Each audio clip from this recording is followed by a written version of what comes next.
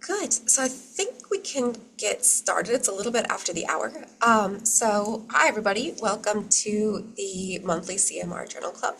I'm Nicole Cyberlick from the University of Michigan, and I am the host today. And we are very, very lucky to be featuring one paper today, which will be discussed by Chris Wen from the Cleveland Clinic. This is the paper that you can see on your screen, which is entitled Free Breathing Multi-Slice Co-Registered Cardiac T1, T2, and ADC Mapping with Spin Echo Echoplanar Imaging. I am very, very excited to be hearing from Chris about this paper, and I want to thank him for presenting from the RSNA in Chicago, which it's a challenge. So I'm really glad that you're able to join us despite the fact that you are traveling. So thank you again for coming. And with that, I am going to turn it over to Dr. Wen. Great. Thank you so much. Thank you to Nicole and Danny and Matthias and all of the journal club that can attend. Yeah, so this is an exciting first foray for our group. We're actually a cardiac diffusion MRI group, which is kind of a very niche of a niche of a niche kind of work. And but we when we moved over from Mass General to Cleveland Clinic, we started to speak a lot to our clinicians, and one of their requests was, can we have a way to look at, multiple non-contrast mapping? And really, they worked a lot actually with Nicole looking at MRF and saying, is there a way we really like the co-registered aspect of putting the maps together? And my previous sort of foray into doing multiparametric imaging has always been that way when we did a lot of prostate imaging back at Cedars-Sinai with W.L. Lee and the rest over there, that I appreciated a lot that if you had a lesion or if you had some sort of target, you really want to be able to look at it from multiple orthogonal angles. And then it gives you the increased confidence that something is awry or potentially another angle of it. And so this is sort of our first step in feasibility of moving into this. We have already developed something for free breathing, multi-slice sort of diffusion imaging to do ADC mapping. And so the thought was, could we include T1 and T2? And the reason for sort of having these different modalities to come into it is that this primary way that we acquire diffusion imaging is with this spin echo EPI, which is really unusual for the heart. It always still surprises me that it still kind of works, especially going into sort of the new age and very different than SSFP. And so because of that, if you kind of look at these two sets of images, I mean, you can always do mapping traditionally with MyoMaps or other types of native T1 mapping and T2 mapping. And then, looking at it with SpinEcho, they don't sort of necessarily match up. And so we thought maybe we move everything to SpinEcho and try that route and then go from there. So that's like the 30,000 foot view of the motivation for this and then moving into that direction. And yeah, so okay, I'm going to keep on moving. So I think the main thing to look at is probably figure one. There's actually some interesting things that if you're doing echoplanar imaging. So for those to like remind you that don't necessarily in cardiac look at echoplanar imaging often, it's a gradient-based way of basically going through K-space. And so if you just ignore all of the pulses for a second, you're acquiring your image here with no other pulses. It's just gradients. And so that actually gives you some unique aspects in terms of like spin history and other things like that. We actually have a very simple way of preparing all of our spins because our acquisition doesn't necessarily have, sort of like an alpha pulse of something like when you have the SFP imaging, which of course has either MT effects or some other effects that deal with and change sort of the T1, T2 properties. We don't have that. We really have more maybe potentially T2 star, which I would say is something to consider.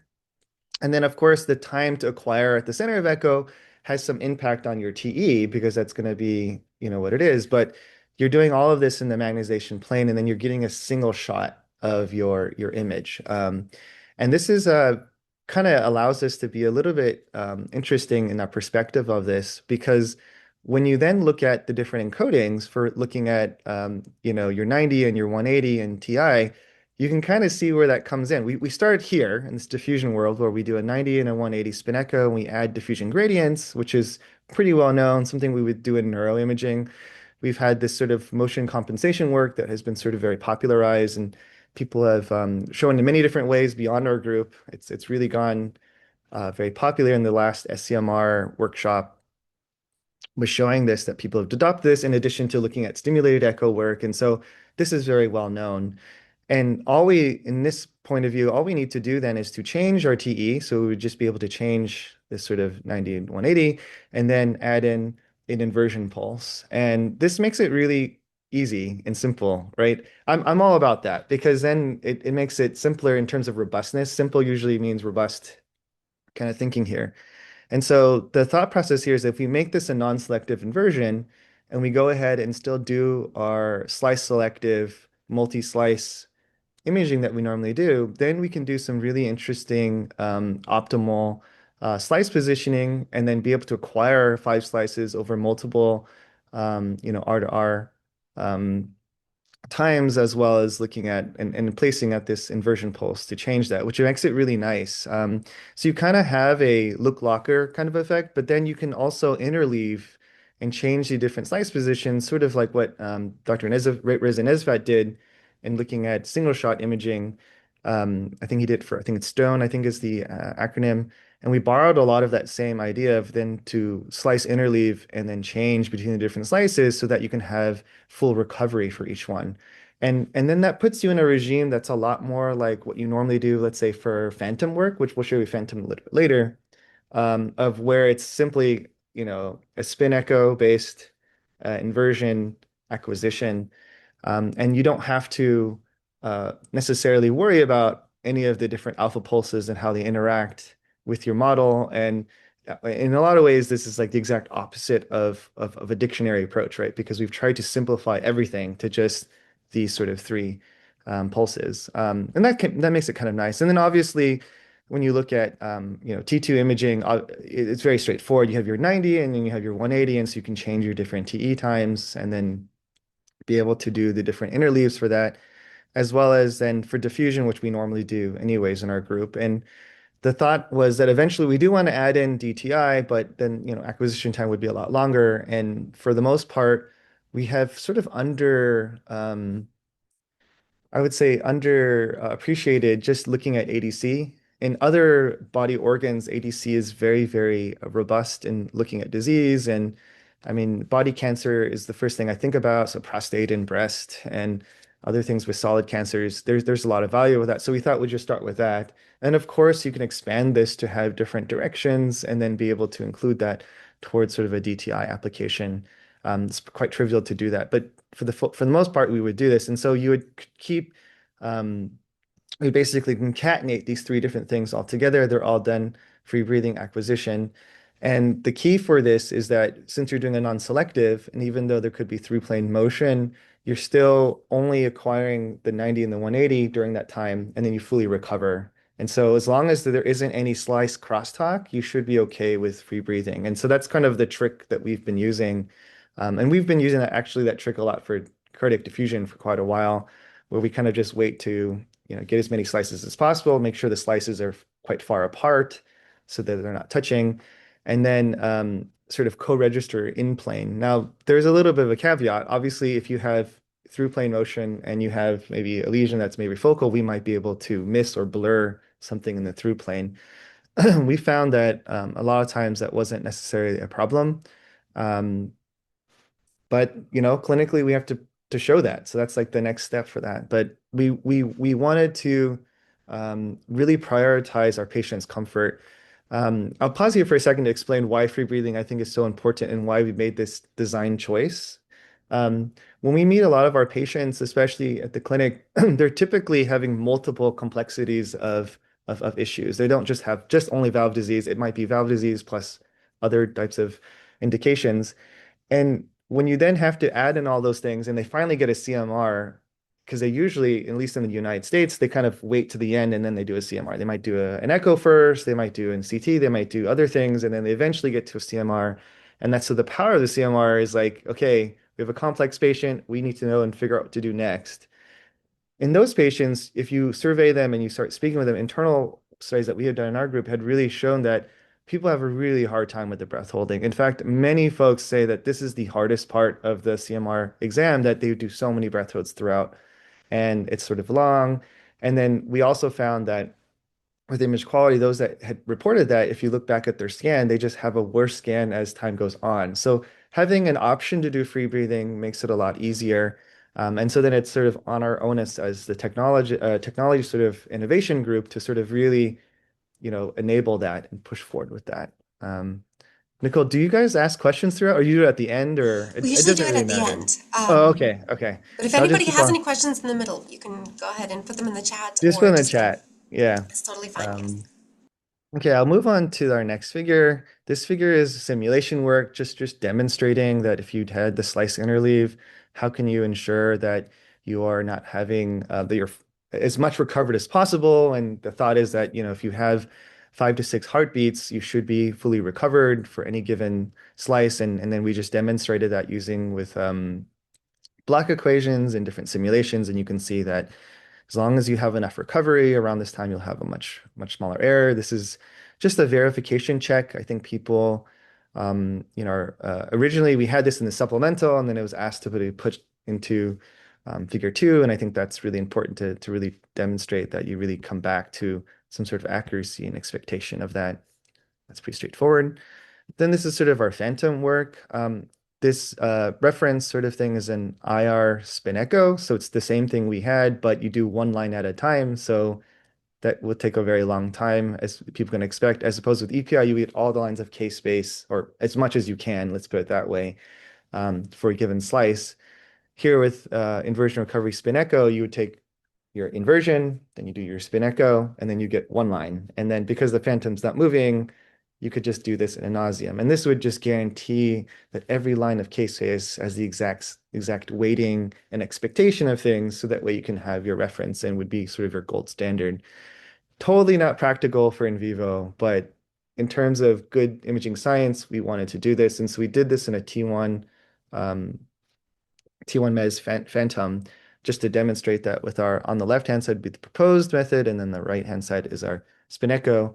And then here are the different correlation plots and different blind almond plots. Then we, down here on the bottom, was using a diffusion phantom that was, I think it was eventually published in JCMR or MRM, but it was the one that was the multi-center ex vivo phantom that was designed by Irvin Tay and Jürgen Schneider out in Leeds, and then, of course, disseminated across the special interest group to do that. Small plug for that. There's going to be a part two of that study for in vivo. So we just published a JCMR paper on the design of it, and so it's undergoing that work. Okay. And then moving forward, we have normalized images. So we also have the non-normalized images, which I can show um, in our supplemental. We originally had that in this figure, but then reviewers asked us to swap it out because they wanted just to look at the image quality of any individual image that came out of it. And so that's sort of some different key images that was asked to do. One small thing that's very interesting is that because this is a Spinnaker-based acquisition, it's a lot like a HASTE or a TSE. You'll get black blood. And so that's kind of where you'll see in a couple other figures about quality. I think our readers really, I would say, are not very used to seeing the blood being black. I mean, for any given weighted image, it looks pretty good. But when you look at the map, you can see that there's sort of this, I don't know how to explain it, weirdness where the blood is black. And so you have these like um, asymptotic fits that don't quite fit, and then there's all this sort of high noise, but that's just because of the fact that we do everything black blood.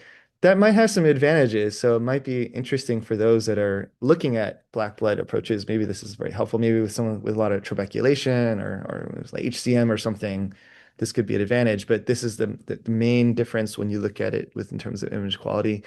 So our reviewers asked us to put a border around where we'd say the endocardium is, so that way you can look on the map where that looks and then code register. And I forgot to mention, apologies, that the code registration that we ended up using was the same where we paired with looking with Siemens on doing their quantitative perfusion registration. So that way you can handle all the different sort of signal contrasts and sort of register them to a single space. This is well reported in many different ways. Even the current T1 mapping approaches, people use the same registration tool. And then for free breathing quantitative perfusion, this is the same tool they've used as well. We just sort of did that across the different spaces. Okay. All right, moving on. This is an example of looking at with our beloved Molly and typical clinical T2 prep flash, and then of course sort of diffusion tensor imaging we do with T1, and you can see the differences you can imagine and the different values. We'll show some quantification in the next figure, but this gives you the impression of it right away that it's different. And we know that, and we're very aware of that. I think that's one of the interesting aspects of this particular sequence is because of the dark blood and because you have sort of this acquiring single shot and there's some distortion that comes with it with spin echo imaging, with echoplanar imaging. It has sort of this sort of getting used to a quality. This is not new. If you do anything with prostate or breast, you'll hear the same thing. And then in fact, if you look at a lot of ISMRM, including some of the stuff we did, but mostly by a lot of other people, that distortion correction is always a big deal when you talk about diffusion and matching it and pairing it. Even in the brain, it always looks different, has susceptibility artifacts, like at the, so the frontal near the orbital structures for the brain. We have the same thing for the heart, where sort of near the central vein and even just across the thoracic, you can see it sort of squished in sort of an oval point of view. And this is actually the crux of why it was really challenging for our clinicians to look at a Molly, a T2 flash, and then this diffusion image on the right that just didn't match. And so the thought is if we can sort of put them all into a co-register space, if they can find that lesion and of interest, they can then just draw a region of interest simply at that location and then move on. Okay, here's some of the quantification differences. The interesting thing to us is that there was this increase in T1, as well as some significant differences in T2. The difference in T2 is a lot smaller. It was on average like I think 2.25 milliseconds here, if you can look briefly, and then increase in T1. Sorry, that was a decrease in T2 and then an increase in T1 of about 89 milliseconds. I think from when we looked at other papers, this was a similar trend that Molly has sort of this slight underestimation relative to other things, or we have a slight overestimation to Molly. So that didn't necessarily surprise us, but we still have to quantify that to show you that there's a sort of a difference with that. And then the diffusion, obviously, because it originated from diffusion, didn't have any significant differences. And I think that even though this is significant, and we're talking a very small difference of about 2 milliseconds for T2, so I think we, in general, were quite happy about that. So this is the main takeaway from this figure is that T1 was slightly elevated. Okay, and now here's the important figure for our clinicians and those that are interested in understanding the quality. We were asked to also look at quality and sharpness. We weren't quite ready to do that on this paper, to be honest, when we first started this. But nonetheless, people were curious, what are clinicians? So we recruited a couple clinicians and took a look at it. And you can see there's definitely a drop in quality when it comes at T1 and T2. I'm not sure if it's a cultural thing of saying we are not used to looking at these images. Some of them, one of our readers mentioned that in some ways, after a while, his scores kind of crept up. So like after you get through 8 or 9 of these, it kind of changed. But it's jarring, and I think it's important to show that you need to really talk about quality. There's a term that Dr. Zhao Lima told me, and I hope he doesn't mind me saying this, but there's this term called diagnostic comfort, and he mentioned that, and this is something that's hard to quantify, but I think is a way that quality scores can then sort of reflect is like how comfortable are you when you're reading this? Because you have to get through as a clinician, I'm not a clinician, but when I talk to my clinicians about it, they have to get through 20 cases a day or 15 cases a day. They have to feel comfortable, right? And so there is something to be said about somewhat quantifying this and understand that there's a difference in the quantification. I think that just takes some time in doing that. So anyone that has new sequences, just keep that in mind. And then of course the sharpness is different. And we know this as well already, because the nice thing about even though we're acquiring an echoplanar image, it is still limited in terms of how it covers case space. And then you have sort of the T2 star blurring that occurs. And this is also well known. When you're trying to get a single image in a single shot, you're going to have um, with a single transverse magnetization, you're going to run out of signal, and so it will generally have a little bit less sharpness. And I think that's expected for that. So we weren't that surprised either.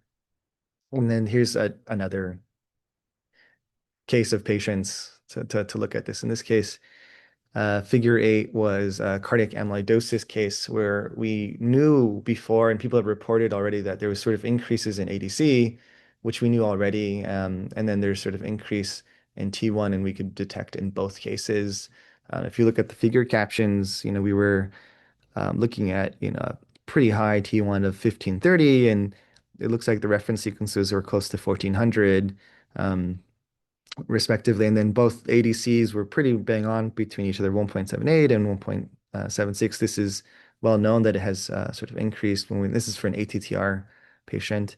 And then you look at separate, compared to normal, it's much, much lower, 1530 versus 1341 and, 1395 versus 1252 in terms of that was for T1. And then for looking at MD, we're closer to 1.56, which is expected, or 1.6. It depends on, a couple of things, but it's generally around 1.5, 1.4 to 1.6 is what people generally say.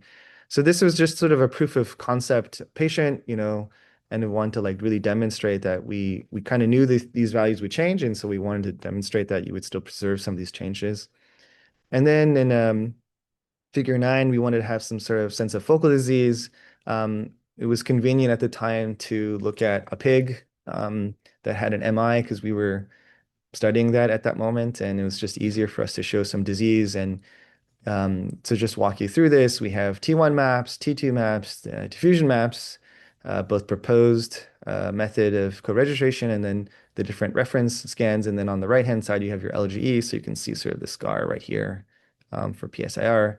And then we have sort of a zoom in of this as well. And then you can see nicely if we go ahead and segment out that area that you can have all of this nice co-registered. And this is, I think, what we really this is just to sort of match, but it's not exactly the same. This is the dream that we were hoping to get to, not through this paper alone, but in a series of papers in this direction, that we'd be able to co-register a region and then be able to look at differences within a lesion and then confidently have them co-register together and just draw one region of interest, which is the case here, and then they would just copy that throughout the different maps, and then you can look at that. And I think that's still where we are very comfortable with, and I think that's kind of the dream for a lot of our clinicians. Um, I think that's it for the paper. I can show the supplemental. I don't know if that's what people want, or is that something that you guys normally do? Usually we don't have time because Okay, we're trying to good. squeeze Yeah. things in. All right. Let's open the floor up for any questions. And there may be some questions that the supplemental materials can help Yeah. answer. So if anyone has any questions, you can either type it in the chat and I can help ask it, or you can raise your hand or unmute yourself. That's completely fine. But maybe I can start off because I certainly have like a lot of technical questions because I think the whole Sure. acquisition is very interesting. So here, just to make sure I understand it correctly, so you're collecting data during free breathing and interleaving Mhm. different slices worth That's of right. information. Okay. Yeah. And then are you doing a registration step or did I Yes, miss we that? are. Okay, so how are Yeah, you I'm doing the sorry about that. registration? I, No, I no, it's went all good. quickly past that. It's all image-based registration. So it's similar to what we do, like what a lot of folks have done for quantitative perfusion. You will only be able to correct in plane, right? So the through plane you won't have, which I did mention that Yep, briefly. yep. And that's using similar algorithm that Siemens. We have other ways of doing it with low rank based motion correction that actually works very nicely as well. But we wanted this to be integrated so that we didn't talk too much about it, but the future of this would be a whip that would be off the scanner and you would get all the maps co-registered as a DICOM. And I think that's kind of the plan because we've already done that for the diffusion. So those that know our some of the work we did for inline, that's already there. So that's all co-registered, everything's done, it's all maps, it's all on the scanner. And I think that Kelvin Chow really pushed that, at least from the Siemens front of it, that we really need to, sequence isn't, I think actually Peter said this, is like Peter Kalman said this, like a sequence isn't done until you can really deliver the maps to the clinician in a comfortable setting. So like a PACS system would be ideal. So we took that very seriously. So this is why we eventually will get to that. So we used the co-registration tool for that because it was very fast. It's very well known. People are used to the registration of how you would do it for quant perfusion. And so we've moved into that space. So Awesome. Okay, Matthias, go ahead. Yeah, yeah, thank you very much. First of all, congratulations. I think it's very important to work on techniques that allow us to be more efficient. And I also like that you always have eventually the clinical implications in mind because I hope you don't say that because your clinicians are always sitting in your back, but I think it's always good to for any technological advance that we aim for, that we kind of have the clinical exit in mind. So congratulations. I also like that use these map colors like red and blue that clearly differentiate one from the others.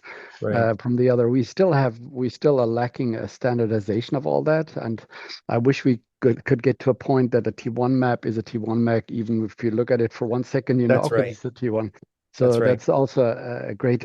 So the question I have is, or one of the questions I have is the distortion. I mean, it has been a while that I worked with EPI readouts, but it was always a pain in the neck. So you It mentioned is. briefly, what do you think we can do about it? And then one thing, I can you remind me what was the average acquisition time you needed for the Oh sleep yeah. breathing? So this is a 5 minute acquisition. 5 minutes. Okay. Yeah. Yeah. No, that's great.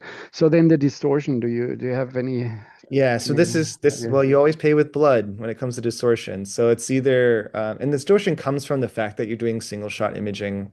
So obviously the way to get out of the distortion is multi-shot, right? And that could be done by either acquiring multiple single shot images and then sort of reversing the polarity of gradients. And a couple groups have shown that, including our group.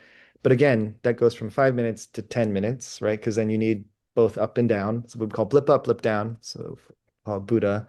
Mm, There's also ones where you have to get a map itself. This ETH group had a really nice paper showing that if you get a B0 map, you can sort of estimate how much that B0 map influences it and sort of undo the distortion.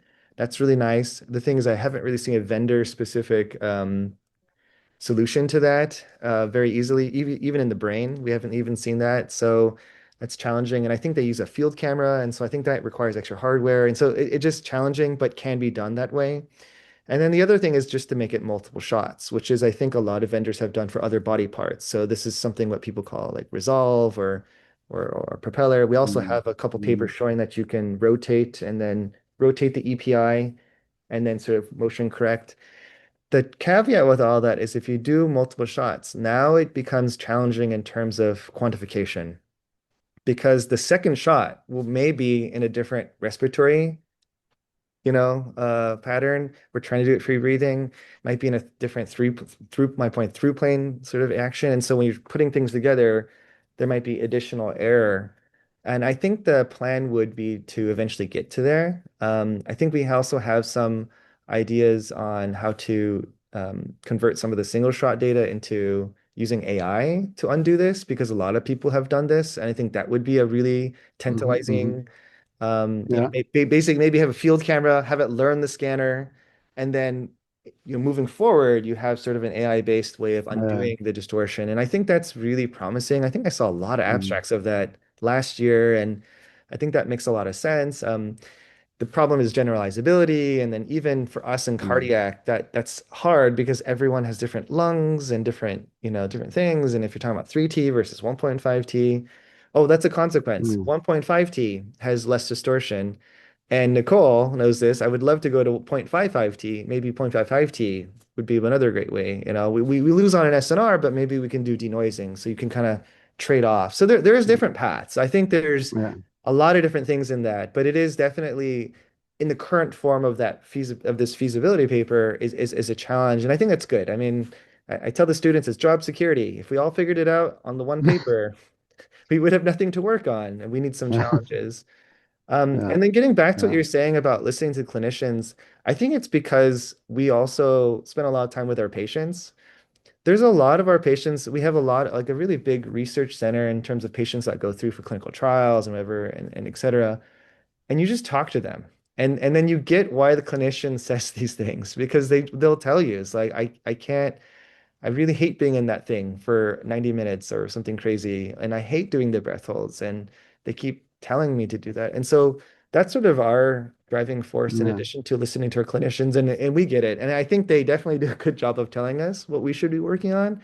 Um, but it's really the patients yeah, that like yeah, they'll come yeah, outside and go, oh, that was yeah. hard.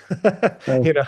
well, Um, no, that's great. Keep that connection, and I hope that your paper also is an additional stimulus to work on the right. distortion because EPIs may be useful for lots of things. So great, thank you.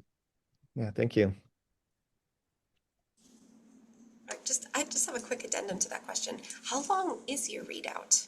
Like, how long does the EPI take? 30 milliseconds. That's it.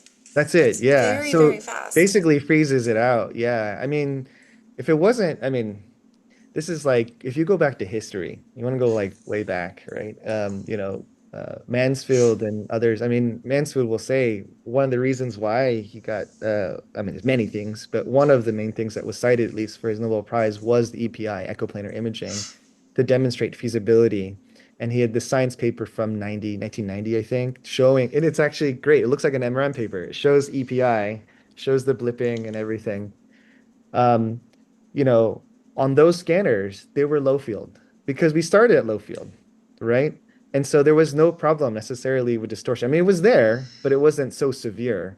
And I think as we moved up into this, we start seeing but the beauty of it was that the phrasing he said it was, I think the title of the paper was like acquiring an MRI in a fraction of a second.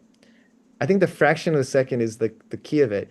It's so quick because your echo spacing is like, you know, zero point 0.5 milliseconds and you need to get to 30 lines. We do a reduced field of view. We don't really we're lucky because the heart is the smaller part of the entire field of view.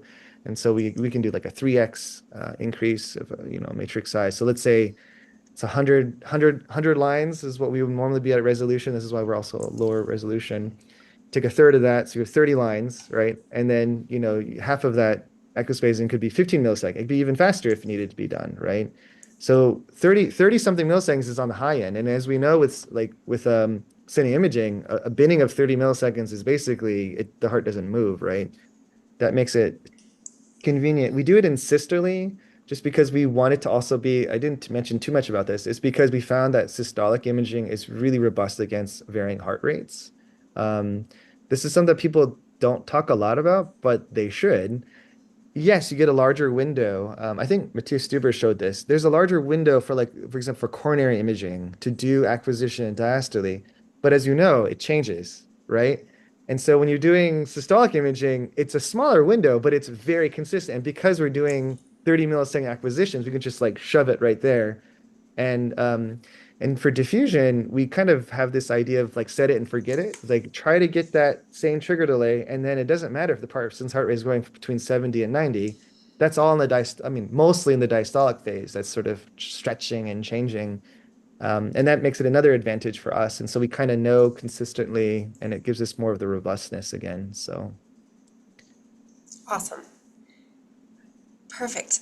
If there are no more questions, then I want to say thank you, Dr. Wen, again for this really wonderful presentation. It was great to have you, and I'm glad that we had the time to really delve into the work that you've done. This was it's really, I think, very timely and fascinating that diffusion can be folded into T1 and T2. That's amazing. And again, thank you for presenting even while you're at the conference. We really appreciate that. my pleasure. Yeah. Thank Great. you so much. Quick shout out to Matthew Mai, who's the first author, or Ding Heng Mai. He did a lot of the work. He battled through, it was a two-year revision, 2-year revision.